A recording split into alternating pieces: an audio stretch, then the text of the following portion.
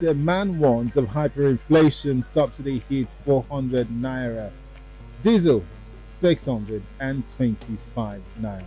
And the rider, aviation fuel hits 580 naira per litre. Air travelers stranded to pay more. We rely on diesel.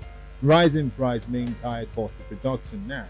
It's a 31 page 31 read for the Punch newspapers this morning. And a very important story there. yeah, very important. It's unraveling back at home, and this is what they say this is what they mean when they say there will be ramifications, of the war in the Ukraine on Nigeria. International price of crude, as I speak to you this morning, $130 per dollar, $130 per barrel. Don't forget the Nigerian benchmark price to sell crude this year in the budget is $62 per barrel. It was even hiked from 52 to 62. And it's 130 to do the difference for me, about $68 extra. Imagine that going to the test account. But the government's paying that on subsidy, and that's what we're seeing what's happening on diesel. Diesel is deregulated, it's not subsidized. So the people who buy diesel buy it, and sell extra price. They buy it and put their profit and sell, And today, diesel is selling for 625, going to 650 naira per litre. I don't know how companies are supposed to survive. It's the question you just asked me now. Yeah, are we not going to hike our rates? But indeed, I mean, if you're spending $1 million on diesel a week, you're doing $2 million now. Yeah. It's a 100% increase. I don't know how companies will manage to survive this period, but it's a reflection of what's happening in the international market. It's a pressure on the market. In Nigeria today, diesel is not subsidized. Jet A1 petrol price for the fuel for aeroplanes is not subsidized. Yeah. The aeroplane people have run quickly to increase their price by 100%. Even though somebody said yesterday that on the plane they flew from I think from Lagos to the east, there were only 3 people on the plane. 3 passengers. Why did they fly? 3 passengers. Yeah, because people can't afford flights anymore. I mean, at the price they have hiked it to. But that's the reality, because people are paying more for petrol. The only product not subsidized is petrol, and we're paying 165. The Punch, that report is saying that if, for instance, petrol wasn't subsidized, we have been paying 500 naira more. That's 400 naira more. 565 naira for petrol today. Who can cope with that? And this is the advantage of not refining locally. It's just only one problem. If Nigeria was refining these products locally, what refineries, then this is a boom. This is a boom for Nigeria, But the unfortunate development in Ukraine was supposed to be a boom, but it's like we're inside Ukraine. We're suffering a big financial mess, because the entire gains that the Nigerian government will make from selling petrol at this price is paid back on subsidy. Between the landing cost and what sells at the pump today for petrol, there's a 400 naira difference, 400 naira subsidy on it. What the government planned to pay on subsidy was under 200 naira, and they were talking about almost 3 trillion per year. That's doubled now. So the subsidy for 2022 already, this crisis, this conflict remains, for some time now, before we recover, we'll probably take subsidy payments to almost 8 to 9, 10 trillion, per year.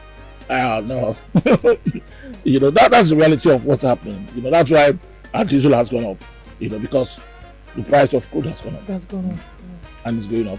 PDP submit Umahi's replacements to INEC, sacked governor 6 times. 6 times. Which part? Like your city. That's the Punch. Is he sitting tight? Maybe it is. Because the governor says it's going nowhere. In fact, people attacked the judge Nyangeko that gave the judge. I attacked him straight and said that the judge was charged and he's discharging. And he's discharging. Nigerian politicians like that. No, because a court in Abakaliki last week, in this same matter of defection, had ruled in Governor Umahi's favor. That his defection is okay. Governor Umahi and the 16 lawmakers, the 16 lawmakers of the Bonny Assembly, that all defected. Last week, a lot of people probably know. And that's a state high court, and then yesterday, federal high court. In Nigeria law, a state high court and federal high court are the same. They have equal coordinate jurisdiction, as they say. So a state high court ruling is as valid as that of a federal high court. But the federal high court on yesterday is the one that blew up the news, because the judge expressly said that the governor cannot continue to parade himself as governor, having used the votes of the PDP to emerge as governor, and then now left the PDP and went to the APC. I cannot, the votes according to the judge, it belongs not to Dave Umahi but to the PDP. And the moment he decides to leave the PDP, he then has left the votes for the PDP. So PDP, come and take your vote and become governor, or INEC conduct fresh election. That's why the judge really left this open-ended, and I thought that we should have made a direct comment, and then we'll see how people react. Because even the PDP now, they have already submitted names to name, but that's not how the law works. This is not a criminal matter. The governor has 90-day rights of appeal. If he doesn't appeal in 90 days, then the ruling of the High Court now takes effect. If he doesn't appeal, but that he will appeal today. Today he cannot wait. Even though he made about a lot of yesterday, he called the press conference after the judgment and said that if it's not a pre-election matter, if it's not a tribunal matter, the only way he can be removed in office as governor is by death, by resignation, or by impeachment. Otherwise, nobody can remove him. And that judgment is, according to him, a judgment that was a kangaroo judgment, so to speak. And he accused Justice Iyangeku of having planned this. He said there are 10 cases against the Ebonyi State government with the judge, and the judge is just doing the bidding of some people to embarrass the APC and embarrass the federal government, expected of a politician. But the most important thing is that ruling again has opened the vista for arguments, especially on the law.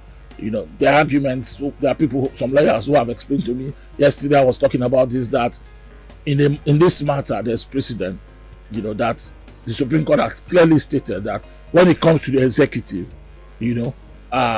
there's really no penalty for cross-carpeting. That's members of parliament, members of the National Assembly. It's when they defect from the original party to other parties without there being a crisis in their political party, original political party. That's when they can lose their seats. But they always say there's a crisis of the party. That's where they contrive it. They usually contrive a crisis and say, based on this. That's what the Supreme Court had said. But I think that Justice Iyangeku was drawn yesterday from a judgment, a long-time judgment involving Rotimi Amechi and Celestine Omeya, 2007, when Rotimi Amechi was elected governor. Celestine Omeya went to court. Eventually, the court rules that the vote does not belong to the candidate but to the political party.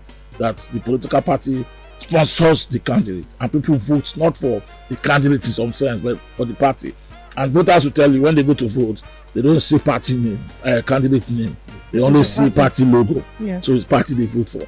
So I think it was on that logic that Justice Iyangeku said that judgment yesterday, but it's open for appeal, and it might even go up to the Supreme Court, and we'll test our laws again and indeed see how this takes up. But this issue of defection, by not just members of the executive, especially parliamentarians, I think we need a law to put it to rest so that we know at what point really that we can say a politician has been removed from office because he cross-carpeted. Not just somebody goes to court and his lawyer argues well, and based on that argument, the judge decides that I will throw out 2007 law and do that and all that.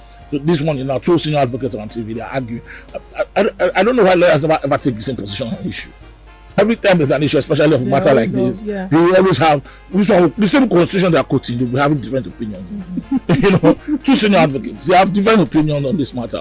One is saying clearly that until after 90 days, the PDP should toss their gunpowder and keep it. They cannot be you can't be governor. There's one who is saying that if Governor Umahi, until he files an appeal, he's not governor. That argument is going on TV before I came in here.